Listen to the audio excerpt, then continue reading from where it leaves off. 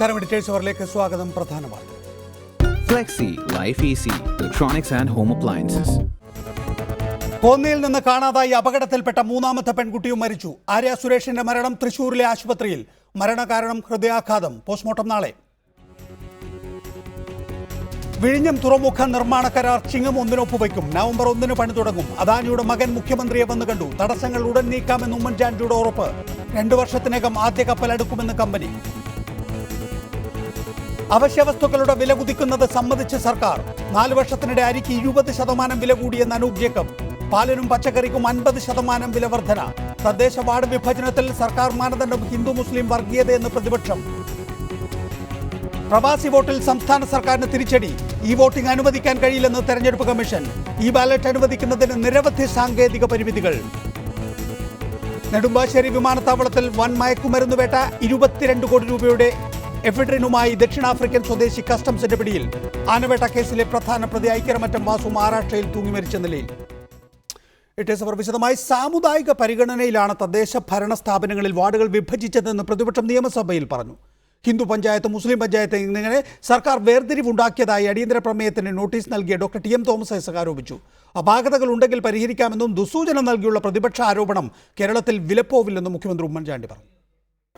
ജനസംഖ്യ, ഭൂവിസ്തൃതി, യാത്രാ സൗകര്യം എന്നീ പരിഗണനകൾ മാറ്റി സാമുദായിക പരിഗണന വെച്ചാണ് തദ്ദേശ സ്വയംഭരണ സ്ഥാപനങ്ങളിലെ വാർഡ് വിഭജനം നടത്തിയതെന്ന് ഡോക്ടർ തോമസ് ഐസക് ആരോപിച്ചു. ഇതുവഴി ഹിന്ദു പഞ്ചായത്ത്, മുസ്ലിം പഞ്ചായത്ത് എന്നിങ്ങനെ വേർതിരിവുണ്ടാക്കി. മണ്ഡലങ്ങൾ, പഞ്ചായത്തുകൾ രൂപീകരിക്കുക, അതിന്റെ അടിസ്ഥാനത്തിൽ വർഗീയമായിട്ടുള്ള ചേരിതിരിവുണ്ടാക്കിയാണ് നിങ്ങൾ. നോട്ടീസിന് മറുപടി നൽകി പ്രതിപക്ഷ ആരോപണം മന്ത്രി എം കെ മുനീർ തള്ളി. അരുവിക്കര തെരഞ്ഞെടുപ്പിന് ശേഷം പ്രതിപക്ഷം കാർഡ് മാറ്റി കളിക്കുകയാണ്. അരുവിക്കര തെരഞ്ഞെടുപ്പിനും ശേഷം നിങ്ങളുടെ കാർഡ് മാറ്റി കളിക്കുന്നതിന് വേണ്ടി നിങ്ങൾ എടുക്കുന്ന നിലപാടാണിതെങ്കിൽ നിങ്ങൾ തീക്കൊള്ളി കൊണ്ട് ചൊറിയുകയാണ് എന്നുള്ളത് ഞാൻ നിങ്ങൾക്ക് ഒരു മുന്നറിയിപ്പായി നൽകാൻ ആഗ്രഹിക്കുകയാണ്. ലീഗിനെ ഒറ്റപ്പെടുത്തി ഭൂരിപക്ഷ പ്രകടനം നടത്തുന്നത് CPM-നെ വിനാശത്തിലേക്ക് നയിക്കുമെന്ന് മന്ത്രി KC ജോസഫ് പറഞ്ഞു. നിങ്ങൾ ലീഗിനെ ഒറ്റപ്പെടുത്തി എന്തിനു വേണ്ടി? ഭൂരിപക്ഷ പ്രകടനം. ഈ സമീപനം CPM-നെ വിനാശകരമാകും. വാർഡ് വിഭജനം സംബന്ധിച്ച എല്ലാ പരാതികളും പരിശോധിക്കുമെന്ന് മുഖ്യമന്ത്രി വിശദീകരിച്ചു. അപാകതയുണ്ടെങ്കിൽ തിരുത്താം. എന്നാൽ വിഭജനത്തിന് മറ്റൊരു രൂപം നൽകിയ ഐസക്കിന്റെ രീതി ശരിയായില്ല. കാനത്തിന് പിന്നാലെ ഐസക് എടുത്ത നിലപാടോടെ നിങ്ങളുടെ പോക്ക് എങ്ങോട്ടാണെന്ന് മനസ്സിലായി. ഈ പ്രചരണത്തിൽ കേരളം വീഴില്ലെന്നും മുഖ്യമന്ത്രി പറഞ്ഞു. ഒരു കാര്യം മനസ്സിലായി, നിങ്ങൾ ഏത് വഴിക്കാണ് നീങ്ങുന്നത് എന്ന് മനസ്സിലായി. അത് ഈ കേരളത്തിൽ വേണോ? ലീഗ് മുരണ്ടാൽ പേടിക്കുന്ന മുഖ്യമന്ത്രിയാണ് ഉമ്മൻചാണ്ടി എന്ന് പ്രതിപക്ഷ നേതാവ് VS അച്യുതാനന്ദൻ ആരോപിച്ചു. ലീഗ് ഒന്ന് മുരണ്ടാൽ പേടിച്ചു പോകുന്നയാളാണല്ലോ നമ്മുടെ ബഹുമാനപ്പെട്ട മുഖ്യമന്ത്രി. അടിയന്തര പ്രമേയത്തിന് അവതരണാനുമതി നിഷേധിച്ചതോടെ പ്രതിപക്ഷം സഭയിൽ നിന്ന് ഇറങ്ങിപ്പോയി. G. Sreejith, reporter, Thiruvananthapuram. CPM കേന്ദ്ര കമ്മിറ്റി അംഗം doctor T M Thomas Isaac, Muslim League നേതാവ് KN ഖാദർ, BJP സംസ്ഥാന വൈസ് പ്രസിഡന്റ് MT രമേശ്, ഗ്രാമവികസന മന്ത്രി KC ജോസഫ് എന്നിവരാണ് വിവിധ സ്റ്റുഡിയോകളിലും ടെലിഫോൺ ലൈനിലുള്ളത്. ആദ്യം doctor T M Thomas Isaac, എന്താണ് ഹിന്ദു പഞ്ചായത്ത്, മുസ്ലിം പഞ്ചായത്ത്? ആ നിലയിൽ സാമുദായിക പരിഗണന വെച്ച് ബ്ലോക്ക് പഞ്ചായത്തുകൾ രൂപീകരിച്ചു എന്ന് ആക്ഷേപിക്കുന്നത് എന്തുകൊണ്ട്? ബ്ലോക്ക് പഞ്ചായത്തിനെ കുറിച്ചല്ല, മറിച്ച് 39 പുതിയ ഗ്രാമപഞ്ചായത്തുകൾ ഉണ്ടാക്കിയിട്ടുണ്ട്.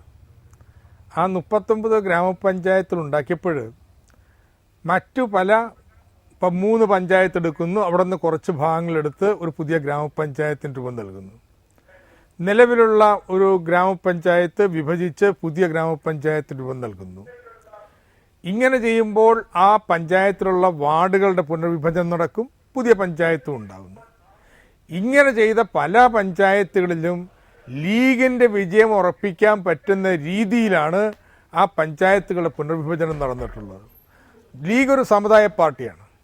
അതുകൊണ്ട് തന്നെ അത്തരത്തിൽ ലീഗ് ശ്രമിക്കുമ്പോൾ അത് ആ പഞ്ചായത്ത് വിഭജനത്തിലും സാമുദായികമായിട്ട് പ്രതിഫലിക്കുന്നു. അക്കാര്യം ഞങ്ങൾ ചൂണ്ടിക്കാണിച്ചു. ഇങ്ങനെ ചെയ്യുന്നത് കേരളത്തിലെ BJPയുടെ വിമർശനങ്ങൾക്ക് സാധു നൽകുകയും അവരെ വളർത്താൻ സഹായിക്കുകയും ചെയ്യത്തുള്ളൂ. ശ്രീ KN ഖാദർ, കടലുണ്ടിപ്പുഴ VS അച്യുതാനന്ദൻ ചൂണ്ടിക്കാണിച്ചൊരു ഉദാഹരണമാണ്. തെക്കേ അറ്റത്തുള്ള 45 വീടുകൾ വടക്കേ അറ്റത്തും വടക്കു ഭാഗത്ത് 45 വീടുകൾ തെക്കേ അറ്റത്തും വന്നു. വോട്ട് ചെയ്യാൻ പോകുമ്പോൾ ആളുകൾ വീണ് മുങ്ങിച്ചത്തുപോകും എന്ന ആശങ്കയും VS അച്യുതാനന്ദൻ നിയമസഭയിൽ തന്നെ പ്രകടിപ്പിച്ചു. എന്തിനാണിങ്ങനെ? അത് അദ്ദേഹത്തോട് തന്നെ ചോദിക്കണം. അദ്ദേഹം സാധാരണഗതിയിൽ വളരെ ആക്ഷേപഹാസ്യത്തോടു കൂടി സംസാരിക്കുന്ന കൂട്ടത്തിൽ സംസാരിച്ചതായിരിക്കണം. ഇവിടെ ബഹുമാനപ്പെട്ട ഡോക്ടർ തോമസ് ഐസക് പറഞ്ഞ ആരോപണങ്ങൾ അടിസ്ഥാനരഹിതമാണ്. നേരത്തെ മുഖ്യമന്ത്രി ചൂണ്ടിക്കാണിച്ചതുപോലെ പുതിയ പഞ്ചായത്തുകളുടെ രൂപീകരണമോ അത് ഗ്രാമപഞ്ചായത്തായാലും ബ്ലോക്ക് പഞ്ചായത്തായാലും അതിലൊരിക്കലും ഒരു കമ്മ്യൂണൽ കൺസിഡറേഷൻ എന്ന് പറയുന്ന സംഭവം വന്നിട്ടില്ല. ഇപ്പോൾ ഇടതുപക്ഷ ജനാധിപത്യ മുന്നണി, പ്രത്യേകിച്ച് CPI CPM കക്ഷികൾ കുറച്ച് ദിവസങ്ങളായിട്ടൊരു പുതിയ നിലപാട് സ്വീകരിച്ചിട്ടുണ്ട്. അത് ഭാരതീയ ജനതാ പാർട്ടിയെയും ഹൈന്ദവതയെയും സംഘപരിവാറിനെയും പ്രീണിപ്പിക്കാൻ വേണ്ടിയുള്ള ചില നിലപാടുകളാണ് അവർ സ്വീകരിച്ചിട്ടുള്ളത്. ശ്രീ കാനം രാജേന്ദ്രൻ ഹിന്ദു അല്ലെങ്കിൽ മുസ്ലിം സമുദായത്തെ അല്ലെങ്കിൽ ന്യൂനപക്ഷങ്ങളെ പ്രീണിപ്പിക്കലല്ല മതേതരത്വം എന്ന് പറഞ്ഞതും, അതുപോലെ RSSും അതുപോലെ ഇടതുപക്ഷവും തമ്മിലുള്ള അതിർവരമ്പുകൾ ഇല്ലാതായിക്കൊണ്ടിരിക്കുന്നു എന്ന നിഗമനത്തിലെത്തിയതും അതിന്റെ തുടർച്ചയായിട്ടാണ് താങ്കൾ ഇന്നത്തെ നിയമസഭാ പ്രകടനത്തെ കാണുന്നത് എങ്കിൽ ഞാൻ തിരിച്ചെത്താം താങ്കളിലേക്ക്. കൂടുതൽ വിശദാംശങ്ങളിലേക്ക് നമുക്ക് വരേണ്ടതുണ്ട് അതേ വിഷയത്തിൽ തന്നെ. ശ്രീ KC ജോസഫ്, ശ്രീ കോടിയേരി ബാലകൃഷ്ണൻ എടുത്തു പറഞ്ഞല്ലോ 12 ജില്ലകളിൽ എണ്ണത്തിൽ കുറവോ കൂടുതലോ ഇല്ല. തൃശ്ശൂർ ജില്ലയിൽ 2 പഞ്ചായത്തുകൾ കുറഞ്ഞു, മലപ്പുറത്ത് 2 കൂടി.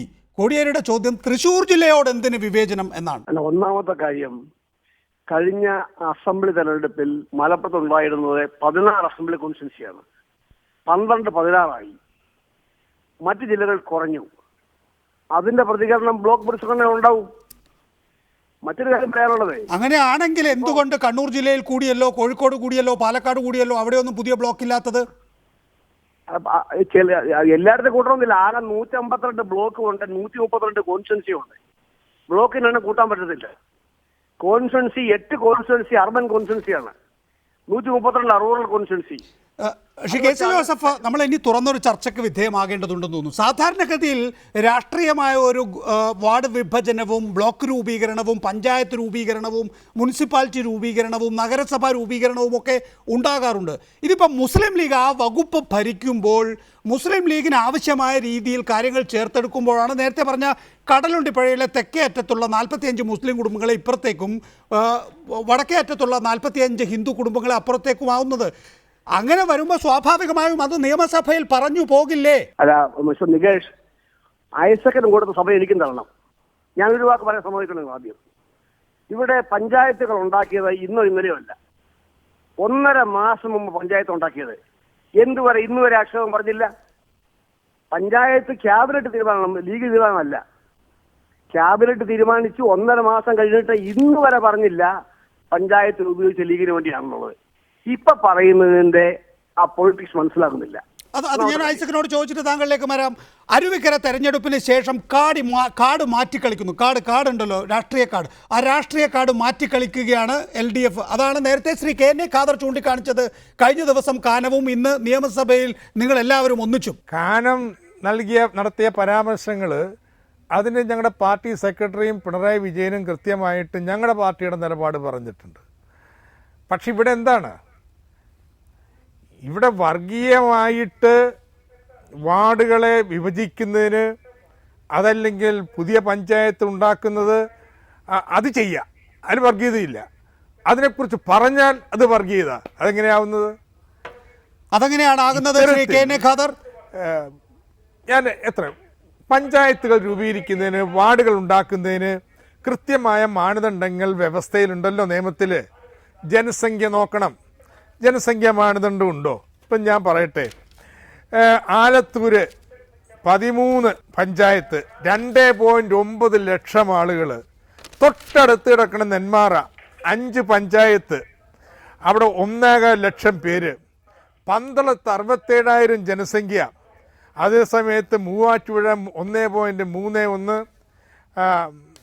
അല്ലെങ്കിൽ ആവർത്തിച്ച് പറഞ്ഞിട്ടുള്ളതാണ് ഡോക്ടർ ഐസക്. അതിന്റെ വിശദാംശങ്ങളിലേക്ക് നമുക്ക് പോകേണ്ടതില്ലെന്ന് തോന്നുന്നു ഇപ്പൊ തൽക്കാലം. ശ്രീ KN ഖാദർ, വർഗീയമായി നിങ്ങൾക്ക് വാർഡ് വിഭജനം നടത്താം, അത് പറഞ്ഞുകൂടാന്നാണോ? എന്താണ് പിന്നെ നികേഷ് ഇങ്ങനെ പറയുന്നത് എനിക്ക് മനസ്സിലാവുന്നില്ല. മുസ്ലിം ലീഗിനെതിരായിട്ട് എല്ലാവരും കൂടി ഒരു യുദ്ധം പ്രഖ്യാപിച്ചിരിക്കുകയാണെന്നാണ് എനിക്ക് തോന്നുന്നത്. ഒരു വർഗീയ അടിസ്ഥാനത്തിൽ വാർഡ് വിഭജിക്കുന്നത് എങ്ങനെയാണെന്നൊന്ന് പഠിപ്പിച്ചു തന്ന തരക്കടിലായിരുന്നു.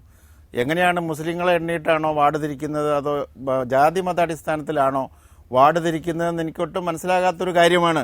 നേരത്തെ ബഹുമാനപ്പെട്ട മന്ത്രി KC ജോസഫ് പറഞ്ഞതുപോലെ ധാരാളം ജനസംഖ്യയുടെ അടിസ്ഥാനത്തിലും അതുപോലെ ജിയോഗ്രഫിക്കലായിട്ടുള്ള കാരണം കൊണ്ടും ഒക്കെയാണ് പഞ്ചായത്തുകൾ വിഭജിക്കുന്നത്. ഇത് വിഭജിക്കുന്ന, അതുപോലെ വാർഡ് വിഭജനം പണ്ട് ഇടതുപക്ഷ ജനാധിപത്യം വേണ്ടി ഭരിച്ചിരുന്ന കാലത്തെ എല്ലാ വാർഡുകളും വിഭജിച്ചിരുന്നു. ഇവിടെ ഇപ്പോൾ പുതുതായിട്ട് രൂപീകരിച്ച പഞ്ചായത്തിൽ മാത്രമേ വാർഡ് വിഭജനം ഉണ്ടായിട്ടുള്ളൂ. പരമാവധി ഡിസ്റ്റർബൻസ് ഇല്ലാതെയാണ് ചെയ്തിട്ടുള്ളത്. ബ്ലോക്ക് പഞ്ചായത്തിൻ്റെ വിഭജനം 1970 ശേഷം അതിൻ്റെ എണ്ണം കൂട്ടിയത് 45 വർഷങ്ങൾക്ക് ശേഷം ആദ്യമായിട്ട് ചെയ്യുന്നൊരു പണിയാണ്. ഇതൊക്കെ ലീഗിന് വേണ്ടിയാണെന്ന് പറഞ്ഞാൽ ലീഗിന് നിങ്ങൾ നൽകുന്ന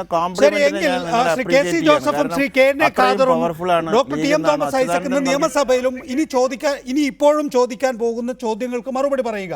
ഭൂമിശാസ്ത്രപരമായും ജനസംഖ്യാനുപാതികമായും തന്നെയാണ് ബ്ലോക്ക് പഞ്ചായത്തുകൾ രൂപീകരിച്ചിട്ടുള്ളത്, വാർഡുകൾ വിഭജിച്ചിട്ടുള്ളത്. ഐസക്, ഞാൻ ജനസംഖ്യയുടെ കാര്യം പറഞ്ഞു കഴിഞ്ഞു.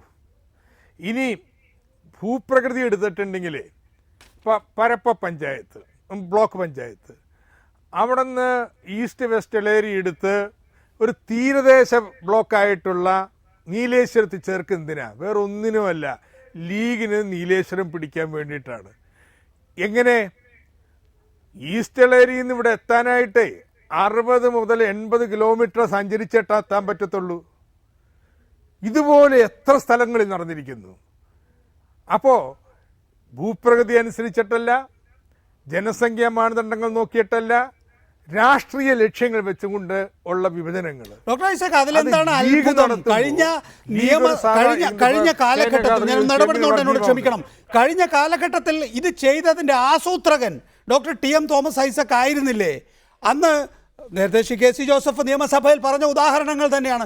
തളിപ്പറമ്പിനെ ആന്തൂരിലേക്ക് ചേർത്തത് തളിപ്പറമ്പ് പിടിക്കാനായിരുന്നില്ലേ? അങ്ങനെ നിരവധി ഉദാഹരണങ്ങൾ, വേണമെങ്കിൽ ഒന്നിനധികം ഉദാഹരണങ്ങൾ ഇപ്പം തന്നെ വേണമെങ്കിൽ പറയാം. അപ്പോൾ അതെല്ലാവരും ചെയ്യുന്നതാണ്. അതിൽ വർഗീയത കൂട്ടുമ്പോഴാണ് ഇത് വിനാശകരമാണ് എന്ന അഭിപ്രായ പ്രകടനമൊക്കെ UDF നിന്ന് വരുന്നത്. ഇതിൽ ഞാൻ തദ്ദേശ ഭരണ വകുപ്പ് മന്ത്രിയായിരുന്നില്ല, ഞാൻ ഗ്രാമവികസന വകുപ്പ് മന്ത്രിയായിരുന്നില്ല. അതുകൊണ്ട് നേരത്തെ നടന്നതിനൊന്നും എനിക്ക് ഉത്തരവാദിത്വമില്ല, അതിന് എനിക്ക് വിസ്തീർണങ്ങളും നൽകാനില്ല. പക്ഷെ ഒരു കാര്യം എനിക്കറിയാം, പാലുളി മുഹമ്മദ് കുട്ടിയായിരുന്നു അന്നത്തെ തദ്ദേശ ഭരണ വകുപ്പ് മന്ത്രി. അദ്ദേഹം ഇത്തരത്തിലുള്ള കുതന്ത്രങ്ങൾക്ക് മുതിരാത്ത ഒരാളാണ്. ഒറ്റക്കോ തെറ്റക്കോ എവിടെയെങ്കിലുമൊക്കെ സംഭവിച്ചിട്ടുണ്ടാവും. പക്ഷെ കേരളത്തിൽ അതൊരു നയമായിട്ട് സ്വീകരിച്ച് നടപ്പാക്കാത്ത മന്ത്രിമാരിൽ ഒരാളാണ് അദ്ദേഹം. അതുകൊണ്ട് അങ്ങനെയാണോ ശ്രീ KN ഖാദർ? ഇനി അങ്ങനെ എന്തെങ്കിലും നടന്നിട്ടുണ്ടെങ്കിൽ പോലും എന്ത് പറയാനാണ്, വെറുതെ അടിസ്ഥാനരഹിതമായ ആരോപണമാണ് ഉന്നയിക്കുന്നതൊക്കെ. ബഹുമാനപ്പെട്ട നികേഷിന്റെ മുമ്പിൽ കേരളത്തിൽ നേരത്തെ നിലവിലുണ്ടായിരുന്ന പഞ്ചായത്തുകളുടെ ഭൂപടം, ജനസംഖ്യ, അത് സംബന്ധിച്ച വ്യക്തമായ കണക്കുകളുണ്ടോ? TM Thomas ഐസക്കിന്റെ മുമ്പിലുണ്ടോ? അതെല്ലാം കൂടി ഇവിടെ ഹാജരാക്കിയിട്ട് ഡിസ്കസ് ചെയ്തെങ്കിൽ മാത്രമേ ഇതിൽ ഈ പറയുന്നത് ശരിയാണോ തെറ്റാണോ എന്ന് മനസ്സിലാക്കാൻ സാധിക്കുള്ളൂ. അതിനുവേണ്ടി ചില ഉദ്യോഗസ്ഥന്മാർ ഇരുന്ന് ഹിയറിംഗ് നടത്തിക്കൊണ്ടിരിക്കുന്നുണ്ട്. അവിടെ രേഖകളെല്ലാം ഹാജരാക്കിയതിന് ശേഷം ഈ ആരോപണങ്ങൾ ശരിയാണോ തെറ്റാണോ എന്ന് അവിടെയാണ് തെളിയിക്കേണ്ടത്. ഒരു ചാനലിൽ കിട്ടുന്ന 15 മിനിറ്റിൻ്റെ ഇടയിൽ ഒരു 4 പഞ്ചായത്തിൻ്റെ പേര് പറഞ്ഞാൽ ആർക്കും ആശയക്കുഴപ്പമുണ്ടാക്കാൻ സാധിക്കും എന്നതുകൊണ്ടാണ്. ഇതൊക്കെ നേർക്കുനേരെ ഇദ്ദേഹം അസംബ്ലിയിൽ പറഞ്ഞതാണ്. മുനീറും KC ജോസഫും മഞ്ഞളാംകുഴി അലിയും പറഞ്ഞ മറുപടികൾക്ക് മുമ്പിൽ ചമ്മി മടങ്ങി വന്നതാണ്. ഇപ്പോൾ ചാനലിൽ വെച്ചിട്ട് ഇത് പറയുമ്പോൾ അതിനെ ചോദ്യം ചെയ്യാൻ രേഖകളുമില്ല, തെളിവുമില്ല, വർഗീയമായിട്ടാണ്, സാമുദായികമായിട്ടാണ് എന്ന് വിളിച്ചു പറഞ്ഞാൽ ഇറ്റ് ഈസ് ബേസ്ലെസ്. അതാണ് അടല അടിസ്ഥാനരഹിതമായിട്ടുള്ള വസ്തുതകൾക്ക് നിരക്കാത്ത ആരോപണങ്ങളാണ് ഏറ്റവും കുറഞ്ഞത് 1 കൊല്ലമെങ്കിലും നേരത്തെ പൂർത്തിയാക്കണ്ടേ? ഇന്നാണ് അവസാന തീയതി, നിങ്ങൾക്ക് വേണമെങ്കിൽ പരാതി കൊടുക്കാമെന്ന് പറഞ്ഞാൽ ഈ പരാതി തീർപ്പാക്കേണ്ടത് എപ്പോഴാണ്? ഒക്ടോബറിലാണ് തെരഞ്ഞെടുപ്പ്, നാളെ മറ്റന്നാൾ തെരഞ്ഞെടുപ്പ് വരാൻ പോവുകയാണ്. അതിനിടയിൽ നിങ്ങൾ ഇതൊക്കെ എങ്ങനെ പൂർത്തീകരിക്കും? അപ്പോൾ രാഷ്ട്രീയ താല്പര്യം നോക്കി ധൃതി പിടിച്ച് പഞ്ചായത്തുകൾ രൂപീകരിക്കുന്നു, ബ്ലോക്കുകൾ രൂപീകരിക്കുന്നു എന്ന ആരോപണം അടിസ്ഥാനമുള്ളതാണ്, അല്ലെങ്കിൽ കഴമ്പുള്ളതാണ് എന്ന് കാണേണ്ടി വരും. ഇത് കുറച്ച് നേരത്തെ ആയിരുന്നു എങ്കിൽ പരാതി കൊടുക്കുന്നതിലൊക്കെ അർത്ഥമുണ്ടെന്ന് പറയാമായിരുന്നു. സംസ്ഥാന സർക്കാരിൻ്റെ അധികാര പരിധിയിൽപ്പെട്ട നിങ്ങളാണ് ഉദ്യോഗസ്ഥരെ അവിടെ വെക്കുന്നത്, അവരാണിത് നിശ്ചയിക്കുന്നത്. ഇനി പരാതി കൊടുത്തിട്ട് എന്ത് കാര്യം? അങ്ങനെ ഒരു ചോദ്യം തോമസ് ഐസക്ക് പോലും ഉന്നയിച്ചിട്ടില്ല, നിയമസഭയിൽ ഉന്നയിച്ചിട്ടില്ല. പരാതി കൊടുക്കാൻ യഥേഷ്ടം സമയമുണ്ടായിരുന്നു. നികേഷ് ഈ വിഷയം ചർച്ച ചെയ്യുന്നത് ലാസ്റ്റ് മൂമെന്റിലാണെന്ന് മാത്രം. എന്തുകൊണ്ട് നികേഷിന് ഒരാഴ്ച മുമ്പ് ഇത് ചർച്ച ചെയ്തുകൂടായിരുന്നു എന്ന് ചോദിച്ചാൽ നിങ്ങൾ എന്ത് ഉത്തരം പറയും? അപ്പോൾ അതാണ് ഈ പറയുന്നത്. ഇതിപ്പോ വെറുതെ കാരണം ഉണ്ടാക്കി പറയുന്നതാണ്.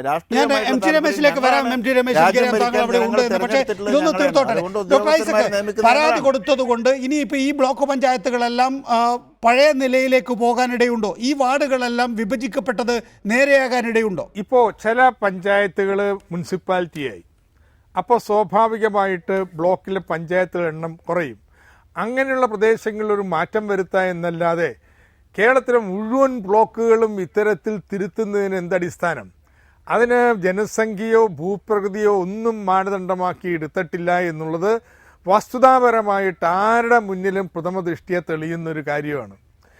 ഇപ്പോൾ എന്നിട്ടിനിപ്പോൾ പറയുന്നത് നിങ്ങൾ കംപ്ലൈൻറ്റ് ചെയ്യൂ. ഞാൻ കംപ്ലൈൻറ്റ് കൊടുത്തിട്ടുണ്ട്. എൻ്റെ മണ്ഡലത്തിൽ ഒരു 3 പഞ്ചായത്തുള്ള ബ്ലോക്ക്, 7 പഞ്ചായത്തുള്ള ബ്ലോക്ക്, 4 പഞ്ചായത്തുണ്ടായ ആര്യാടിൽ നിന്ന് ഒരു പഞ്ചായത്ത് എടുത്ത് കഞ്ഞിക്കുഴി കൊടുത്തത് 7 ആക്കി.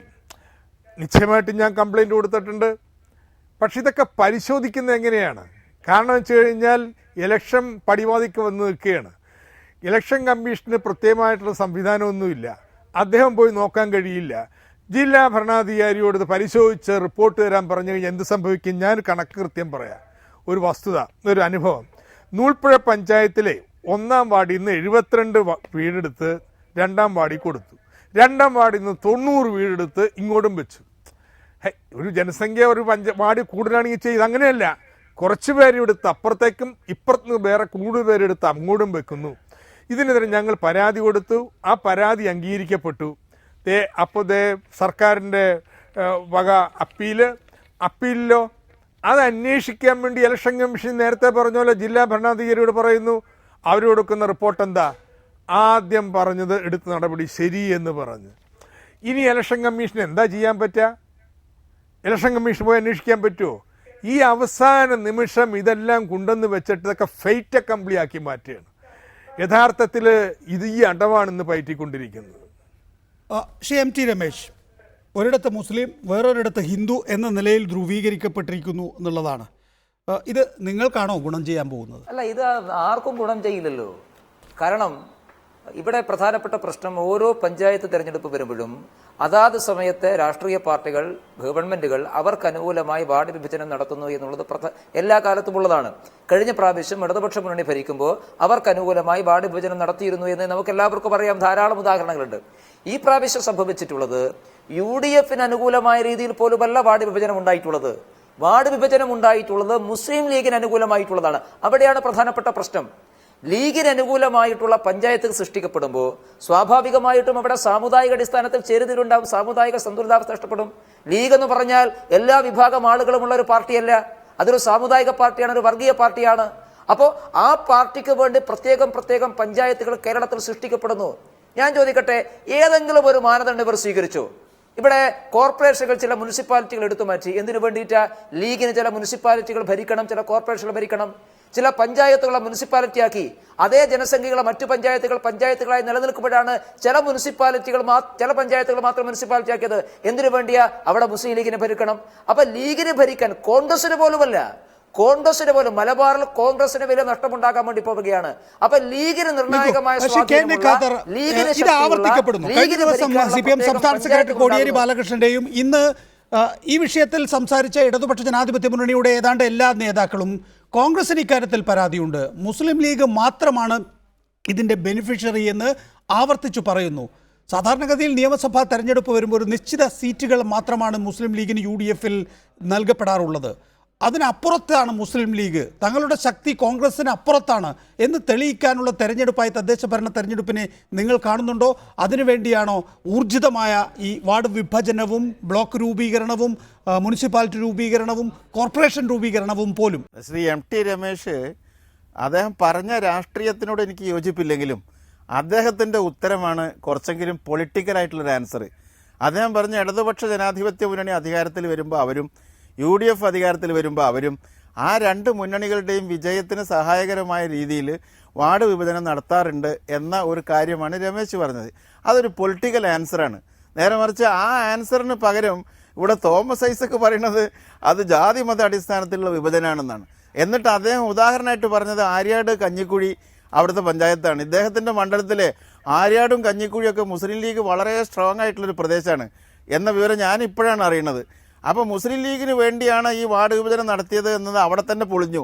കാരണം ആര്യാടും കഞ്ഞിക്കുഴിയൊക്കെ ഉപയോഗിച്ചത് മുസ്ലിം ലീഗിന് വേണ്ടി ആയിരിക്കില്ല എന്ന് ആലോചിച്ചാൽ അറിയാം. അവിടെ അത്ര വലിയ മുസ്ലിം ലീഗുള്ള വിവരം തോമസ് ഐസക് പറഞ്ഞപ്പോഴാണ് ഞാൻ അറിയുന്നത്. വളരെ വളരെ രാഷ്ട്രീയമായ കാരണങ്ങളാൽ ഈ വാർഡ് ചോദ്യത്തിലേക്ക് ശ്രീ കെ എൻ ഖാദർ, കോൺഗ്രസിനേക്കാൾ വലിയ കക്ഷിയാണ് മുസ്ലിം ലീഗ് എന്ന് തെളിയിക്കാനുള്ള ഏറ്റവും നല്ല അവസരമായി തദ്ദേശ ഭരണ തെരഞ്ഞെടുപ്പിനെ ലീഗ് കാണുന്നുണ്ടോ? ഞങ്ങൾ പിന്നെ ഈ നികേഷ് പറയുന്നത് പോലെ തലയിലൊന്നും തലച്ചോറില്ലാത്തവരല്ല. ഇന്ത്യൻ നാഷണൽ കോൺഗ്രസ് ആണ് ഇന്ത്യയിലെ ഏറ്റവും വലിയ ശക്തമായ മതേതര ജനാധിപത്യ പാർട്ടി എന്ന് ഞങ്ങൾ പറയുമ്പോൾ അതിനെ ശക്തമായി എതിർക്കുന്ന ഒരു കൂട്ടരാണ് ഈ ഇടതുപക്ഷ പ്രസ്ഥാനം എന്ന് പറയുന്നത്. ഇന്ത്യ രാജ്യത്തെ ഏറ്റവും ശക്തമായിട്ടുള്ള പാർട്ടി ഇന്ത്യൻ നാഷണൽ കോൺഗ്രസ് ആണെന്ന് ആർക്കാണെന്ന് അറിഞ്ഞുകൂടാ. കേരളത്തിൽ കോൺഗ്രസിന് പരാതി ഉണ്ട് എന്ന് എം ടി രമേശും തോമസ് ഐസക്കും അല്ല പറയുന്നത്. തോമസ് ഐസക്കും രമേശും അല്ല കേരളത്തിലെ ഏറ്റവും വലിയ പാർട്ടി ഏതാണ്? അവർക്കില്ലാത്ത പരാതി ഉണ്ട്. ഞാൻ പറയാം, നിങ്ങൾ തിരക്ക് കൂട്ടല്ല, എല്ലാ തിരക്കിന്റെ അല്ല. അതെ അതെ, നിങ്ങള് തോക്കിനകത്ത് കയറി വെടിവെക്കേണ്ടി വരും. ആവശ്യം വന്നാൽ should not feed me with your answer. I am having അതാണ് I have my own answers. അത് കേൾക്കാൻ ഇഷ്ടമുണ്ടെങ്കിൽ മാത്രം ചോദിച്ചാൽ മതി, അല്ലെങ്കിൽ ചോദിക്കേണ്ട കാര്യമില്ല. അതുകൊണ്ട് ഞാൻ പറയുന്നത് എന്താ വെച്ചാൽ, ഇവിടെ ഇന്ത്യൻ നാഷണൽ കോൺഗ്രസും മുസ്ലിം ലീഗും ഒക്കെ ഒരുമിച്ച് നിന്ന് പ്രവർത്തിക്കുന്ന ഒരു മുന്നണിയാണ്. ഇന്ത്യൻ യൂണിയൻ മുസ്ലിം ലീഗിനെ പറ്റി കോൺഗ്രസിനൊരു പരാതി ഉണ്ടെങ്കിൽ അത് കോൺഗ്രസ് പറയും, അത് വേറെ ആളുകളല്ല പറയേണ്ടത്. ഇനി വാർഡ് വിഭജനം നടന്നാലും പുതിയ പഞ്ചായത്ത് ഉണ്ടായാലും ഒരു രാഷ്ട്രീയ പാർട്ടി ജയിച്ചോളണമെന്നില്ല. അതിന് പൊളിറ്റിക്കലായിട്ടുള്ള കാരണങ്ങളുണ്ടാവും, വികസനപരമായിട്ടുള്ള കാരണങ്ങളുണ്ടാവും. അങ്ങനെ മാത്രമേ ജയിക്കുള്ളൂ. പിന്നെ അതുമാത്രമല്ല, മുസ്ലിം ലീഗിന് ഭൂരിപക്ഷം ഉണ്ടെങ്കിൽ മുസൽമാന്മാർക്ക് ഭൂരിപക്ഷമുള്ള ഒരു പ്രദേശത്ത് പൊളിറ്റിക്കലായിട്ടാണ് ലീഗ് പ്രവർത്തകന്മാരും വോട്ടർമാരും എപ്പോഴും പെരുമാറിയിട്ടുള്ളത്. ബഹുമാനപ്പെട്ട ശ്രീ AK ആന്റണി വരെ തിരൂരങ്ങാടിയിൽ സുഖമായിട്ട് ജയിച്ചു വന്നത് മുസ്ലിം ലീഗിന്റെ അണികളും വോട്ടർമാരും പൊളിറ്റിക്കൽ ആയതുകൊണ്ടാണ്. എന്റെ ചോദ്യം ഇതാണ്, മുസ്ലിം ലീഗിന്റെ എല്ലാ ജില്ലകളിലും ആർക്കാണ് കൂടുതൽ ശക്തി എന്ന് തെളിയിക്കാനുള്ള ഏറ്റവും ഉചിതമായ അവസരമാണ് തദ്ദേശ ഭരണ തെരഞ്ഞെടുപ്പ്. ഞങ്ങൾക്ക് ഇത്ര പഞ്ചായത്ത് മെമ്പർമാരുണ്ട്, ഞങ്ങൾക്ക് ഇത്ര പഞ്ചായത്തുണ്ട്, ഞങ്ങൾക്ക് ഇത്ര ബ്ലോക്ക് പഞ്ചായത്തുണ്ട്, ഞങ്ങൾക്ക് ഇത്ര മുനിസിപ്പാലിറ്റി ഉണ്ട്, ഞങ്ങൾക്ക് ഇത്ര കോർപ്പറേഷൻ വാർഡുകളുണ്ട് എന്ന് വേർതിരിച്ചെടുത്ത് പറയാൻ കഴിയും. അപ്പോൾ സ്വാഭാവികമായും ഒരുപക്ഷെ കോൺഗ്രസ് തന്നെയാണ് കൂടുതൽ സീറ്റുകളിൽ മത്സരിക്കുക എങ്കിൽ തന്നെയും ഈ നിലയിലാണ് വിഭജനം സാധ്യമാകുന്നത് എങ്കിൽ ലീഗായിരിക്കും കൂടുതൽ സ്ഥലങ്ങളിൽ ജയിക്കുന്നത്. ഇതാ ഞങ്ങൾ ആണ് ഏറ്റവും വലിയ കക്ഷി UDF എങ്കിൽ പോലും കോൺഗ്രസ് തൽക്കാലം നേതൃസ്ഥാനത്ത് തുടർന്നോട്ടെ എന്ന് പറയാനുള്ള അവസരമായി തദ്ദേശ ഭരണ തെരഞ്ഞെടുപ്പിനെ കാണുന്നുണ്ടോ? ഞാൻ വിചാരിച്ചത് നികേഷ് വളരെ ബുദ്ധിമാനാണെന്നാണ്. ഈ ഒരു ചോദ്യം ആർക്കോ വേണ്ടിയുള്ളൊരു ചോദ്യമായിട്ടാണ് എനിക്ക് വാസ്തവത്തിൽ തോന്നുന്നത്. ഇവിടെ മുസ്ലിം ലീഗ് വലിയ പ്രബലമായിട്ടുള്ള ഒരു കക്ഷിയാണെന്ന് ആരുടെ മുമ്പിലാണ് തെളിയിക്കേണ്ടത്? കോൺഗ്രസ് നിങ്ങളാണ് കാസർഗോഡ് വലിയ കക്ഷി, നിങ്ങൾ കണ്ണൂരിൽ വലിയ കക്ഷി ആയിക്കൊണ്ടിരിക്കുന്നു, നിങ്ങൾ കോഴിക്കോട് വലിയ കക്ഷി ആയിക്കൊണ്ടിരിക്കുന്നു, നിങ്ങൾ മലപ്പുറത്ത് വലിയ കക്ഷി ആയിക്കൊണ്ടിരിക്കുന്നു, നിങ്ങൾ പാലക്കാട് ഒരു പരിധിവരെ പിടിച്ചെടുത്തിരിക്കുന്നു, അങ്ങനെ വയനാട് അങ്ങനെ പിടിച്ചെടുത്തിരിക്കുന്നു. ആ നിലയിൽ ശക്തി, അതാണല്ലോ PK കുഞ്ഞാലിക്കുട്ടി ഒരു ദിവസം വടകരയിൽ പറഞ്ഞത്. പാറിയത് കോൺഗ്രസ് പതാകയാണെങ്കിൽ പോലും ശക്തി തെളിയിച്ചത് മുസ്ലിം ലീഗിന്റെ പച്ചക്കൊടിയാണ് എന്ന്.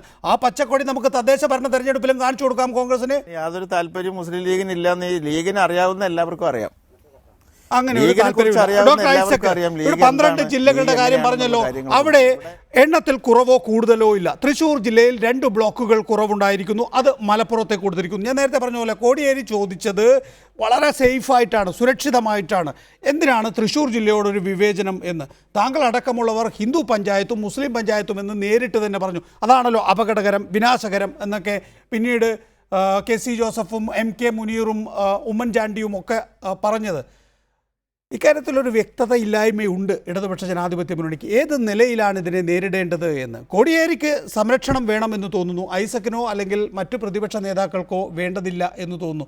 കാനം രാജേന്ദ്രനോ അല്ലെങ്കിൽ അരുവിക്കര കഴിഞ്ഞതിന് ശേഷം ഏത് കാർഡാണ് ഇറക്കേണ്ടത് എന്നത് സംബന്ധിച്ചൊരു വ്യക്തത കുറവ്. അതിനെക്കുറിച്ച് വ്യക്തതക്കുറവ് എന്ത്? ഞങ്ങൾ ഒരു വർഗീയ പാർട്ടിയുമായിട്ടും ബന്ധപ്പെടാത്തൊരു മുന്നണിയാണ്.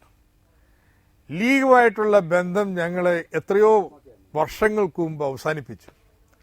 അതിൻ്റെ അടിസ്ഥാനത്തിൽ ഇങ്ങനെയുള്ള വർഗീയ കക്ഷികളുമായിട്ട് യാതൊരു ബന്ധമില്ലാത്ത നിലപാട് സ്വീകരിച്ചു വരുന്നതാണ്. എന്താ ആശയക്കുഴപ്പമുള്ള കാര്യത്തിൽ? എന്തുകൊണ്ടാണ് അങ്ങനെ ചെയ്തത്? ചെയ്യാൻ പ്രധാനപ്പെട്ട കാരണം, ഇത്തരത്തിൽ ന്യൂനപക്ഷ വർഗീയതയുടെ അടിസ്ഥാനത്തിൽ പ്രവർത്തിക്കുന്നവർ ഇവിടെ ഭൂരിപക്ഷ വർഗീയത വളർത്താൻ സഹായിക്കുന്നു. അതുകൊണ്ട് ഈ ഭൂരിപക്ഷ വർഗീയത നിലക്ക് നിർത്തണമെന്നുണ്ടെങ്കിൽ ഇങ്ങനെയുള്ള കക്ഷികളുമായിട്ട് ചേരാൻ പറ്റത്തില്ല എന്നൊരു തിരിച്ചറിവിന്നല്ലേ ഞങ്ങൾ 87 തെരഞ്ഞെടുപ്പിൽ പോയത്. അത് തന്നെ ഇപ്പോഴും നിലപാട്. അല്ലല്ല, അതല്ല നിലപാട് ഡോക്ടർ ഐസക്. 1987 മൃദു ഹിന്ദു വികാരം ഉണർത്താൻ CPM-നും ഇടതുപക്ഷ ജനാധിപത്യ മുന്നണിക്കും കഴിഞ്ഞിരുന്നു. അതുകൊണ്ടാണ് അധികാരത്തിൽ വന്നത്. പിന്നീട് നടന്ന 2 തെരഞ്ഞെടുപ്പുകളിൽ കൂടി നിങ്ങൾ ജയിക്കുന്നു. ആ സമയത്തൊക്കെ തന്നെയും UDF ജീർണിക്കുമ്പോൾ ഇടതുപക്ഷ ജനാധിപത്യ മുന്നണി എന്ന ഒരു സാധ്യത മാത്രമേ ഉണ്ടായിരുന്നുള്ളൂ. എന്നാൽ അരുവിക്കര അതല്ല കാണിക്കുന്നത്.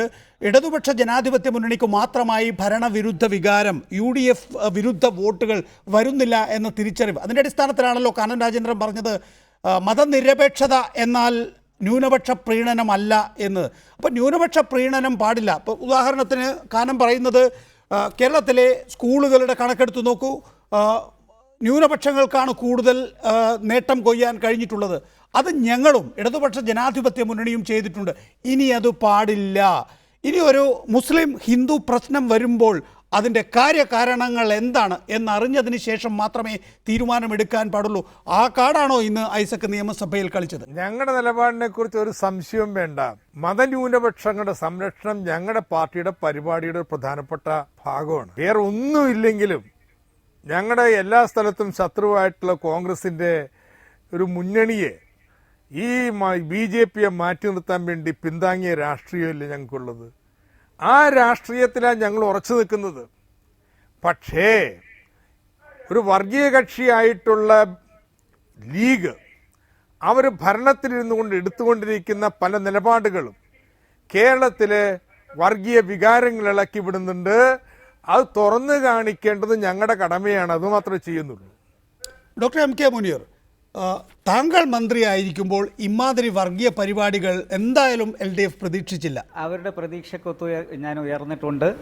ഒരു സ്ഥലത്തും സാമുദായിക അടിസ്ഥാനത്തിൽ പഞ്ചായത്ത് വിഭജിച്ചിട്ടില്ല. എല്ലാ സ്ഥലത്തും വിവിധ മതസ്ഥരടങ്ങുന്നതാണ് വാർഡുകളും പഞ്ചായത്തുകളും. മാത്രമല്ല ചില ഭൂരിപക്ഷ പ്രദേശത്തിൽ വാർഡ് വിഭജിക്കുമ്പോൾ സ്വാഭാവികമായും ആ പ്രദേശത്തുള്ള ആ സമുദായത്തിന് കൂടുതൽ മുൻതൂക്കമുണ്ടാകും. അതുപോലെ തന്നെ ഇപ്പോൾ നമ്മൾ തെക്ക് ഭാഗത്ത് എടുത്തു കഴിഞ്ഞാൽ ചില പഞ്ചായത്തുകളിൽ മുസ്ലിം സമുദായമേ ഇല്ലാത്ത സ്ഥലത്ത് വാർഡ് വിഭജിക്കുമ്പോൾ മറ്റു മതസ്ഥരായിരിക്കും അവിടെ ഭൂരിപക്ഷമായിട്ടുണ്ടാവുക. ഇത് എക്കാലത്തും ഉണ്ടായിട്ടുള്ള ഒരു തിയറിയാണ്. കഴിഞ്ഞ ഇടതുപക്ഷ കാലഘട്ടത്തിലും വാർഡ് വിഭജനം നടത്തിയപ്പം മുസ്ലിം ഭൂരിപക്ഷ പ്രദേശത്ത് മുസ്ലിം സ്വാഭാവികമായും അധികം ഉണ്ടാവും, എന്നാലും മറ്റ് സമുദായങ്ങളും അതിലുണ്ടാകും.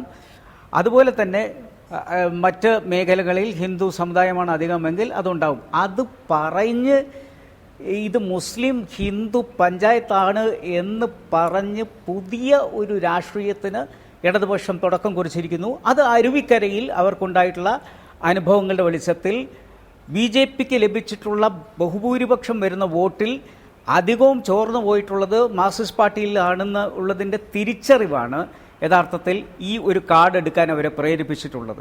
അദ്ദേഹം പറഞ്ഞു ഞങ്ങൾ മുസ്ലിം ലീഗ് വർഗീയ സംഘടനയാണെന്ന്. എങ്കിൽ ജമാഅത്തെ ഇസ്ലാമി ഓരോ പ്രാവശ്യവും ഇടതുപക്ഷത്തിന് പിന്തുണ കൊടുക്കുമ്പോൾ അത് വേണ്ട എന്ന് പറയാനുള്ള ധൈര്യം എന്തുകൊണ്ട് ഇടതുപക്ഷം കാണിക്കുന്നില്ല? യഥാർത്ഥത്തിൽ മൗദൂദിയൻ സാഹിത്യം തോമസ് ഐസക് സാർ വായിച്ചിട്ടുണ്ടോ? ആ മൗദൂദിയൻ സാഹിത്യം ഇന്നും അച്ചടിച്ച് വിപണിയിൽ ഇറക്കുന്ന ജമാഅത്തെ ഇസ്ലാമിയുടെ പിന്തുണ വരുമ്പോൾ അത് ഈ രാജ്യത്തൊരു ധ്രുവീകരണം ഉണ്ടാക്കും എന്ന് തിരിച്ചറിയാൻ എന്തുകൊണ്ട് മാർക്സിസ്റ്റ് പാർട്ടിക്ക് സാധിക്കുന്നില്ല? അതുപോലെ പൊന്നാനിയിൽ ഒരേ വേദി നിങ്ങളും അബ്ദുൽ നാസർ മദനിയും പങ്കുവച്ചു. ഇപ്പോഴും അങ്ങ് പറയുന്നുണ്ടോ PDP ഒരു ജനാധിപത്യ മതേതര പ്രസ്ഥാനമാണെന്ന് അങ്ങേക്ക് ഇപ്പോഴും പറയാൻ സാധിക്കുന്നുണ്ടോ?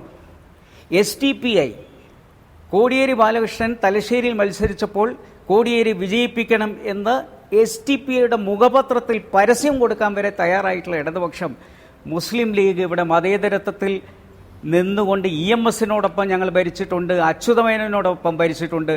അന്നൊന്നും കാണാത്ത ഒരു വർഗീയത ഇന്ന് കാണാനുള്ള കാരണം നിങ്ങൾ സംഘ് പരിവാർ വോട്ട് ലക്ഷ്യം വെക്കുന്നു എന്നതിൻ്റെ ഏറ്റവും വലിയ ഡോക്ടർ ഐസക്, ഡോക്ടർ മുനീറിൻ്റെ ഏരിയയാണത് SDPI ജമാഅത്തെ ഇസ്ലാമി എന്നുള്ളത്. അതിൽ തൊടാതെ അരുവിക്കരയ്ക്ക് ശേഷം നിങ്ങൾ ഹിന്ദു വോട്ടുകൾ ഭിന്നിക്കപ്പെടുന്നത് കാണുമ്പോൾ, പ്രത്യേകിച്ച് ഈഴവ വോട്ടുകൾ ചോർന്നു പോകുന്നത് കാണുമ്പോൾ ആകെ ആശയക്കുഴപ്പത്തിലാണ്. എന്ത് ചെയ്യണമെന്ന് അറിയുന്നില്ല. എന്ത് ആശയക്കുഴപ്പം? PDP ജമാഅത്ത് ഇസ്ലാമി ഞങ്ങളുമായിട്ട് എന്ത് ഐക്യമുണ്ടാക്കി മത്സരിച്ചിട്ടുണ്ട്? ഇലക്ഷൻ കാലത്ത് ആരോ വോട്ട് തരാതെ പറഞ്ഞാലും നിങ്ങളുടെ വോട്ട് വേണ്ടെന്ന് ഒരൊറ്റ ആളോടെ പറഞ്ഞിട്ടുള്ളൂ, RSSനോട്. ബാക്കി നാട്ടിലുള്ള സംഘടനകൾ, ആളുകൾ വോട്ടിങ്ങിൻ്റെ സമയത്ത് പിന്തുണ എന്നാൽ അവരുടെ പിന്തുണ വേണ്ടെന്ന് പറയില്ല. അതിനപ്പുറം എവിടെയാണെന്ന് ഐക്യമുണ്ടാക്കിയിട്ടുള്ളത്? അതിൽ അത്തരത്തിൽ പിന്തുണ മേടിച്ചതും ഇവിടെ മദനിയായിട്ട് വേദി പങ്കിട്ടതും തെറ്റാണ് എന്ന് ഞങ്ങളുടെ കേന്ദ്ര കമ്മിറ്റി ഇലക്ഷൻ റിവ്യൂവിൽ പറയുകയും അതിന്ന് പാർട്ടിയുടെ നിലപാടുമാണ്. ഇതല്ലേ യാഥാർത്ഥ്യം? ഇവിടെ എന്താ സംഭവിക്കുന്നത്? ഇവിടെ ലീഗിൻ്റെ വർഗീയത ഇവിടെ ഭൂരിപക്ഷ വർഗീയതയ്ക്ക് വളം വെക്കുന്നു. അത്തരത്തിലുള്ള വർഗീയ ധ്രുവീകരണം ആരെ സഹായിക്കുക? UDFനെയാണ്. UDFനെ സംബന്ധിച്ചിടത്തോളം ഇത്തരത്തിലുള്ള വർഗീയ ധ്രുവീകരണം അരുവിക്കരയെ പോലെ ഇനി തങ്ങൾക്ക് വിജയമുണ്ടാക്കുന്നുള്ള ചിന്തയിലാണ് നിങ്ങൾ. അതുകൊണ്ട് വർഗീയ ധ്രുവീകരണം ഉണ്ടാക്കാനായിട്ടുള്ള നിങ്ങൾ നൽകുന്ന സഹായങ്ങളെ ശക്തമായിട്ട് വിമർശിക്കുകയും തുറന്നു കാണിക്കുകയും ഞങ്ങൾ ചെയ്യും. വളരെ പ്രധാനപ്പെട്ട പോയിന്റ് ഡോക്ടർ മുനീർ. ന്യൂനപക്ഷ വോട്ടുകൾ എന്തായാലും UDFന് കേന്ദ്രീകരിക്കപ്പെടുന്നു. അങ്ങനെ കേന്ദ്രീകരിക്കപ്പെടുന്നത് കൂടുതൽ ബലവത്താക്കുന്നതിന് വേണ്ടിയുള്ള ശ്രമം ഭരണം ദുരുപയോഗിച്ച് നിങ്ങൾ ചെയ്യുമ്പോൾ സ്വാഭാവികമായും പോകുന്ന വോട്ടുകൾ അല്ലെങ്കിൽ ഹിന്ദു പാർട്ടി എന്ന് അവകാശപ്പെടുന്ന BJPയിലേക്കാണ് എന്നുള്ളത് CPMനെ ഇരുത്തി ചിന്തിപ്പിക്കുന്നു. അതെന്തുകൊണ്ട്? ഇപ്പോൾ ഭരണ സ്വാധീനം ഉപയോഗിച്ച് ഇവർ ന്യൂനപക്ഷ പ്രീണനം നടത്തുന്നു. അവിടെ ഒഴിവാക്കണം, അവിടെ അത് തിരുത്തണം. ആ തിരുത്തലിനാണ് ഇന്ന് നിയമസഭയിൽ VS അച്യുതാനന്ദനും ഐസക്കും ശ്രമിച്ചതെന്നാണ് വാദം. എവിടെയാണ് ന്യൂനപക്ഷ പ്രീണനം ഇവിടെ നടന്നിട്ടുള്ളത്? ന്യൂനപക്ഷത്തിന് രണ്ട് തരത്തിൽ ഇതിനെ വ്യാഖ്യാനിക്കാം. ഒരു സമുദായത്തിന് അർഹമല്ലാത്ത നീതി വാങ്ങിക്കൊടുക്കുന്നത് തീർച്ചയായും വർഗീയതയാണ്. പക്ഷേ അവർ അർഹിക്കുന്ന നീതി അവർക്ക് വാങ്ങിക്കൊടുക്കുന്നത് സാമൂഹ്യ നീതിയുമാണ്. ഇതിനു വേണ്ടിയിട്ടല്ലേ ധാരാളം കമ്മീഷനുകളിലൂടെ വന്നത്? സച്ചാർ കമ്മീഷൻ ഉണ്ടാക്കിയത് വർഗീയത ക്ക് വേണ്ടിയാണോ? ഇവിടെ നരേന്ദ്രൻ കമ്മീഷൻ റിപ്പോർട്ട് ഉണ്ടായത് വർഗീയതയ്ക്ക് വേണ്ടിയാണോ? സാമൂഹ്യ നീതിക്ക് വേണ്ടി വിശദാംശങ്ങളിലേക്ക് പോയാൽ എവിടെയും എത്തില്ല. പല ഉദാഹരണങ്ങൾ ചൂണ്ടിക്കാണിച്ചിട്ടുണ്ടല്ലോ. ആ ഉദാഹരണങ്ങളിലേക്ക് നമ്മൾ നേരിട്ട് കടന്നാൽ ഇനിയും ഒരുപാട് സമയം വേണ്ടി വരും. നമ്മൾ ഡോക്ടർ മുനീർ, താങ്കൾ വരുന്നതിന് മുമ്പ് ആ ചർച്ച കുറേ പുരോഗമിച്ചു പോയതാണ്. അതുകൊണ്ട് ഞാൻ ചോദിക്കാം. പക്ഷേ ഒറ്റ ഉദാഹരണം പറയാം. ഈ കടലുണ്ടിപ്പുഴ താങ്കളുടെ നാടാണല്ലോ. അവിടെ 45 വീടുകൾ അപ്പുറത്തും ഇപ്പുറത്തും ഉള്ളത് അങ്ങോട്ടും ഇങ്ങോട്ടും മാറ്റി എന്ന് പറയുമ്പോൾ അതിൽ തന്നെ ഈ ഷഫ്ലിംഗ് ഉണ്ട്, ഹിന്ദു മുസ്ലിം ഷഫ്ലിംഗ് ഉണ്ട് എന്ന ഗുരുതരമായ ആക്ഷേപമാണ് ഉന്നയിക്കപ്പെട്ടിട്ടുള്ളത്. ഏറ്റവും പ്രധാനപ്പെട്ട കാര്യം, ഇനി പഞ്ചായത്ത് തെരഞ്ഞെടുപ്പ് വരാൻ ഇനി 3 മാസം മാത്രമേ ഉള്ളൂ. പരാതി കൊടുക്കാനുള്ള അവസാന തീയതിയും ഇന്നാണ്. പരാതി നിങ്ങൾ കൊടുക്കുമെന്ന് പറയുമ്പോൾ ഡോക്ടർ ഐസക് പറയുന്നുണ്ട് ഇതൊക്കെ ഒരു ഫേറ്റ് അസംബ്ലിയാണ് എന്ന്. ഒന്നും ഒരിടത്തും എത്താൻ കഴിയാത്ത വിധത്തിൽ നടപടിക്രമങ്ങൾക്കുള്ള സമയം വളരെ ചുരുക്കമാണ് എന്ന്. അത് വാസ്തവ വിരുദ്ധമാണ്. 1 വർഷം കൊണ്ടാണ് ഞങ്ങൾ 1914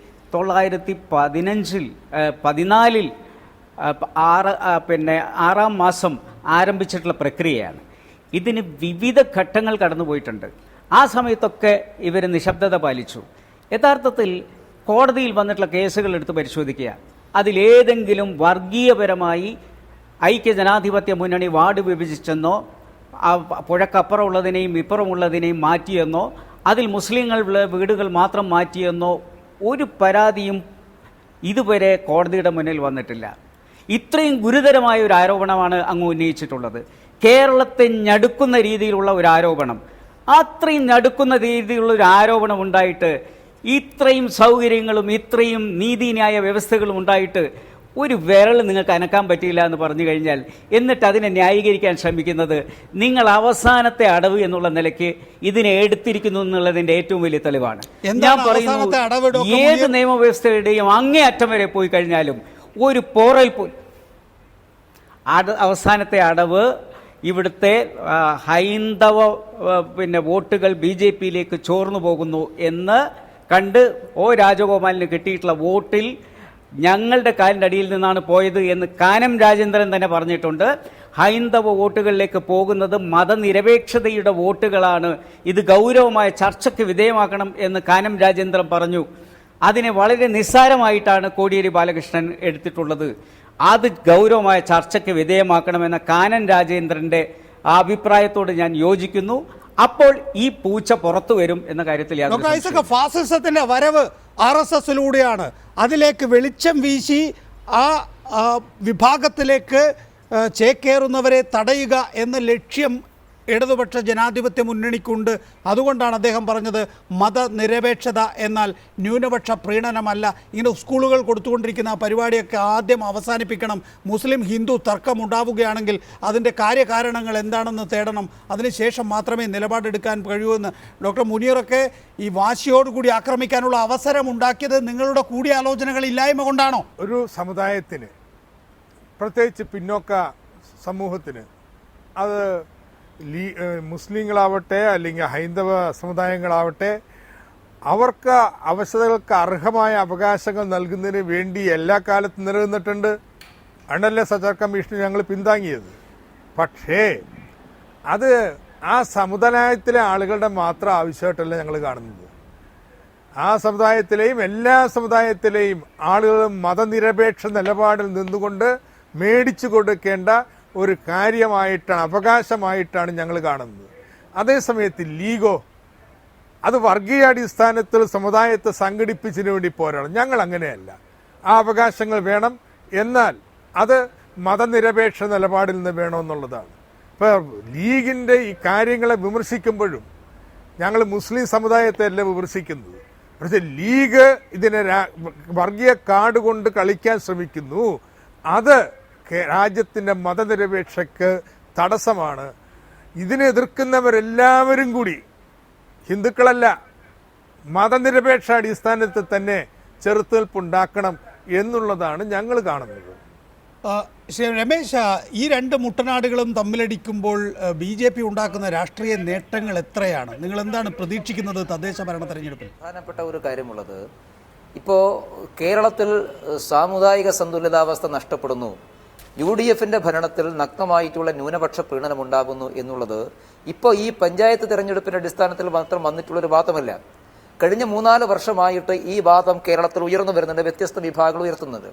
അതിൽ UDF മാത്രമല്ല പ്രതികൾ, LDFും പ്രതികളാണ്. ഇപ്പം നേരത്തെ ബഹുമാനപ്പെട്ട തോമസ് ഐസക് തന്നെ സാന്ദർഭികമായിട്ട് ഇവിടെ പറഞ്ഞു, ഞങ്ങൾ RSSന്റെ വോട്ട് വേണ്ട എന്ന് പറയും, പക്ഷെ ജമാഅത്തെ ഇസ്ലാമിയുടെയും PDPയുടെയും SDPയുടെയും വോട്ട് വേണ്ട എന്ന് പറയില്ല. എന്താ അങ്ങനെ ഒരു നിലപാട്? ആ നിലപാട് ഇവിടെ രാഷ്ട്രീയത്തിലുമുണ്ട്. ഇവിടെ ഓരോ തെരഞ്ഞെടുപ്പിലും സംഘടിതമായിട്ടുള്ള ന്യൂനപക്ഷ മതവിഭാഗത്തിന്റെ വോട്ട് തട്ടാൻ വേണ്ടി ശ്രമം നടത്താൻ CPM നടത്തിയിട്ടുണ്ട്. ഇവിടെ സച്ചാർ കമ്മീഷനും പാലോളി കമ്മീഷനും ഒക്കെ പരാമർശിക്കപ്പെട്ടു പോയതല്ലോ. ഇടതുപക്ഷ ജനാധിപത്യ മുന്നണി പാലോളി കമ്മീഷൻ റിപ്പോർട്ട് ഉണ്ടാക്കിയത് എന്തിനാണെന്ന് എല്ലാവർക്കും അറിയാം. കേരളം പോലുള്ള സംസ്ഥാനത്ത് ഏറ്റവും കൂടുതൽ സാമുദായിക സന്തുലിതാവസ്ഥ നഷ്ടപ്പെടുത്തിയിട്ടുള്ള ശുപാർശകളാണ് അതിൽ വന്നിട്ടുള്ളത്. അപ്പം ഇപ്പോൾ ഒരു ഘട്ടത്തിൽ CPM ഇത് പറയുമ്പോൾ CPMന് പല അജണ്ടകൾ ഉണ്ടാവാം, പക്ഷേ ആ അജണ്ടയിൽ കേരളം വീണുപോകാൻ വേണ്ടി പോകുന്നില്ല. കേരളത്തിൽ സംഘടിത മതന്യൂനപക്ഷ വിഭാഗത്തെ പ്രീണിപ്പിച്ച് രാഷ്ട്രീയമായ ലാഭമുണ്ടാക്കാൻ വേണ്ടി പരിശ്രമിച്ചത്, അതിലൂടെ ന്യൂനപക്ഷ വർഗീയത വളർത്തിയതിന്റെ ഉത്തരവാദിത്വം CPMനുമുണ്ട്, UDFനുമുണ്ട്, കോൺഗ്രസിനുമുണ്ട്. ഞാൻ ഒരു കാര്യം കൂടി പറയാം നികേഷേ, ഇതിൽ കോൺഗ്രസ് പാർട്ടിയിൽ കോൺഗ്രസിന്റെ പ്രതിനിധികളൊന്നുമില്ല. കോൺഗ്രസ് പാർട്ടി നിങ്ങൾ നേരത്തെ ചൂണ്ടിക്കാണിച്ചതുപോലെ അപകടത്തിലാകാൻ വേണ്ടി പോവുകയാണ്.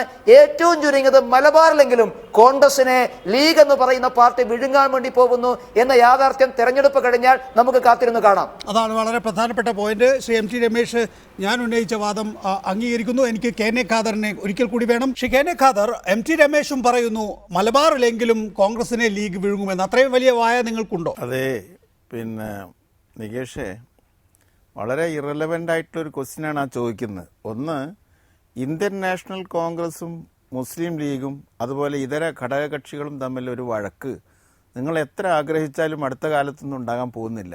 മാത്രമല്ല, ഇവിടെ ഇതിൽ നിന്ന് കാണപ്പെടുന്ന ഞാൻ മനസ്സിലാക്കിയൊരു കാര്യം, അടുത്ത തദ്ദേശ സ്വയംഭരണ സ്ഥാപനങ്ങളിലേക്കുള്ള തെരഞ്ഞെടുപ്പിലും നിയമസഭാ തെരഞ്ഞെടുപ്പിലും കോൺഗ്രസിൻ്റെ നേതൃത്വത്തിലുള്ള ഐക്യജനാധിപത്യ മുന്നണി തന്നെ കേരളത്തിൽ അധികാരത്തിൽ വരാൻ പോകുന്നു എന്ന് മുൻകൂട്ടി കണ്ടിട്ടാണ് CPI, CPM തുടങ്ങിയ കക്ഷികൾ ഇങ്ങനെ ഒരു നിലപാട് സ്വീകരിച്ചിട്ടുള്ളത്. എൻ്റെ സ്നേഹിതൻ ശ്രീ MT രമേശിൻ്റെ പാർട്ടിയിലേക്ക് ഇടതുപക്ഷത്തു നിന്ന് ധാരാളം ആളുകൾ പോകുന്നത് കൊണ്ടും ഭാരതീയ ജനതാ പാർട്ടിക്ക് ധാരാളം വോട്ടുകൾ ഇടതുപക്ഷത്തു നിന്ന് കിട്ടുന്നത് കൊണ്ടും ഒരു പുതിയ കാർഡ് ഇവരിറക്കിയതാണ്. വേറൊന്നുമല്ല, മതന്യൂനപക്ഷങ്ങൾക്കെതിരായി എന്തെങ്കിലും രണ്ട് വർത്തമാനങ്ങൾ പറഞ്ഞ് ഹൈന്ദവ സഹോദരന്മാരെ നിങ്ങൾ BJPയെ തന്നെ ആശ്രയിക്കണമെന്നില്ല, നിങ്ങൾക്ക് വേണ്ട കാര്യങ്ങളൊക്കെ ചെയ്യാൻ ഞങ്ങളും തയ്യാറാണ് എന്ന് പറയാൻ. പക്ഷെ അങ്ങനെ പറയാന്നല്ലാണ്ട് അതുകൊണ്ട് യാതൊരു ഫലവും അവർക്കുണ്ടാകാൻ പോകുന്നില്ല. ഇടതുപക്ഷ ജനാധിപത്യ മുന്നണി അടുത്ത തെരഞ്ഞെടുപ്പിൽ നിയമസഭാ തെരഞ്ഞെടുപ്പിലും തദ്ദേശ സ്വയംഭരണ സ്ഥാപനങ്ങളിലേക്കുള്ള തെരഞ്ഞെടുപ്പിലും വളരെ മോശമായിട്ടുള്ള പെർഫോമൻസ് ആയിട്ടും കാണിക്കുക. കഴിഞ്ഞ തവണ തന്നെ 75% LDF നഷ്ടപ്പെട്ടല്ലോ. പക്ഷേ എങ്കിൽ തന്നെയും ലീഗുമായി നിങ്ങൾ പ്രാദേശികാടിസ്ഥാനത്തിൽ അഡ്ജസ്റ്റ്മെന്റ് ഉണ്ടാക്കാറുണ്ട്, ചിലപ്പോൾ നേരിട്ടുള്ള സഖ്യം തന്നെ ഉണ്ടാക്കാറുണ്ട്. അടവ് നയം എന്നൊക്കെയാണ് അതിന് പറയുക. ഇത്തവണ അടവ് നയം ഒന്നും സാധ്യമാകാത്ത വിധത്തിൽ ഇടതുപക്ഷ ജനാധിപത്യ മുന്നണി ഒറ്റപ്പെട്ടു പോയി എന്ന് പറയണ്ടേ? സാധാരണഗതിയിൽ CPM ഏറ്റവും വലിയ കക്ഷി എന്നുള്ള നിലയിൽ ലീഗ് ഇങ്ങോട്ട് വന്ന് സഖ്യമുണ്ടാക്കുമായിരുന്നു, ഇല്ലെങ്കിൽ കോൺഗ്രസ്സുകാർ സഖ്യമുണ്ടാക്കുമെന്ന് ന്യായം പറഞ്ഞ്. ഇത്തവണ അവർ വരുന്നില്ല എന്നുള്ളത് എത്ര കണ്ട് LDF ഒറ്റപ്പെട്ടിട്ടുണ്ട് എന്നതിൻ്റെ തെളിവാണ്.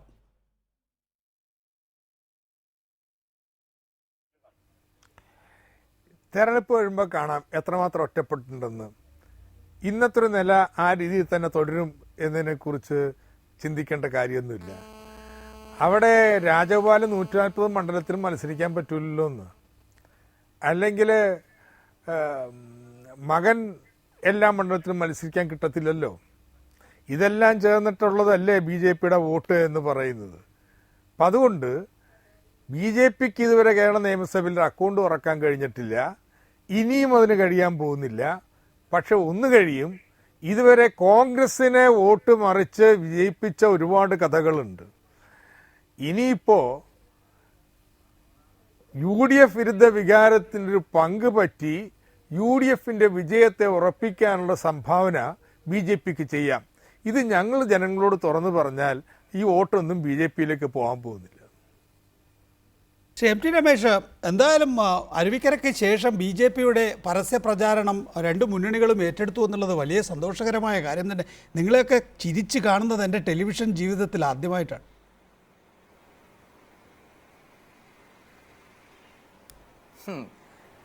അല്ല നികേഷേ, ഞങ്ങളിത് കഴിഞ്ഞ കുറെ കാലമായി പറയുകയാണ്, ഇത് കേരളത്തിൽ പ്രയോജനപ്പെടുത്തിയതാണ് രണ്ട് പാർട്ടികൾ, കോൺഗ്രസും CPM. അവർ പ്രതികളാണ്. ആ പ്രതികൾ അപ്പുറത്തും ഇപ്പുറത്തും ഇരുന്ന് പറയുകയാണല്ലോ. അതുകൊണ്ട് കേരളത്തിലെ ജനങ്ങളാകെ CPMും കോൺഗ്രസും പറയുന്നത് വിശ്വസിക്കുമെന്ന് വേണ്ട. ഇത് കേരളത്തിൽ ഒരു തെരഞ്ഞെടുപ്പ് മുന്നിൽ കണ്ടുകൊണ്ട് ഇവർ കാണിക്കുകയാണ്. സത്യാവസ്ഥ കേരളത്തിലെ ജനങ്ങൾക്കറിയാം. CPMും കോൺഗ്രസും മാറി മാറി ന്യൂനപക്ഷ വർഗീയതയെ പ്രീണിപ്പിച്ചവരാണ്, കേരളത്തിൽ സാമൂഹിക അസന്തുലിതാവസ്ഥ ഉണ്ടാക്കിയവരാണ്. അതുകൊണ്ട് ഈ വിഷയം കേരളത്തിൽ ചർച്ചയ്ക്ക് വന്നാൽ CPMും കോൺഗ്രസും ഒരേപോലെ പ്രതിക്കൂട്ടിലാകും. ആ ഒരു കാര്യത്തിൽ ഞങ്ങൾക്ക് സന്തോഷമുണ്ട്. ഇത്രയും കാലം ഞങ്ങൾ പറഞ്ഞ കാര്യങ്ങൾ ഇന്നിവർ ഏറ്റുപറയാൻ തയ്യാറാകുന്നുണ്ടല്ലോ. അങ്ങനെ ഏറ്റുപറയുമ്പോഴും പ്രതിക്കൂട്ടിൽ കോൺഗ്രസും CPMും തന്നെയായിരിക്കുമെന്ന കാര്യത്തിൽ സംശയമില്ല. ഡോക്ടർ MK മുനീർ, താങ്കൾ ജീവിതത്തിൻ്റെ തുടക്കം മുതൽ അല്ലെങ്കിൽ വിദ്യാഭ്യാസ ജീവിതം കഴിഞ്ഞതിന് ശേഷം സംഘപരിവാറിൻ്റെ ഫാഷിസത്തെക്കുറിച്ച് പറയുകയും പുസ്തകം എഴുതുകയും ഒക്കെ ചെയ്തിട്ടുള്ളതാണ്. മുസ്ലിം ലീഗ് ഇങ്ങനെ ഒറ്റക്കെട്ടായി നിൽക്കുന്നു, അത് മുസ്ലിം വോട്ട് പൂർണ്ണമായും ധ്രുവീകരിച്ചെടുക്കുന്നു എന്നുള്ളതാണ് ഇടതുപക്ഷത്തിൻ്റെ ഈ വിരളി പിടിക്കലിന് യഥാർത്ഥത്തിൽ കാരണം. അത് വർഗീയാടിസ്ഥാനത്തിൽ സംഘടിക്കപ്പെടുന്നു എന്ന് തിരിച്ചറിയുമ്പോഴാണ് മറ്റൊരു വർഗീയതയെ ഉപയോഗിക്കാൻ കഴിയുമോ എന്ന് അവർ പരിശോധിക്കുന്നത്. ഇങ്ങനെ വർഗീയമായി നിങ്ങൾ കാര്യങ്ങൾ ചെയ്യുന്നത് കൊണ്ടാണ് മറുപക്ഷത്ത് അങ്കലാപ്പെങ്കിലും ഉണ്ടാകുന്നത്, ഇടതുപക്ഷത്തിൽ ആശയക്കുഴപ്പമെങ്കിലും ഉണ്ടാകുന്നത്. വർഗീയത കളിക്കുന്ന, ഒന്നാം നമ്പറായി കളിക്കുന്ന നിങ്ങളും കുറ്റക്കാർ തന്നെയാണ്.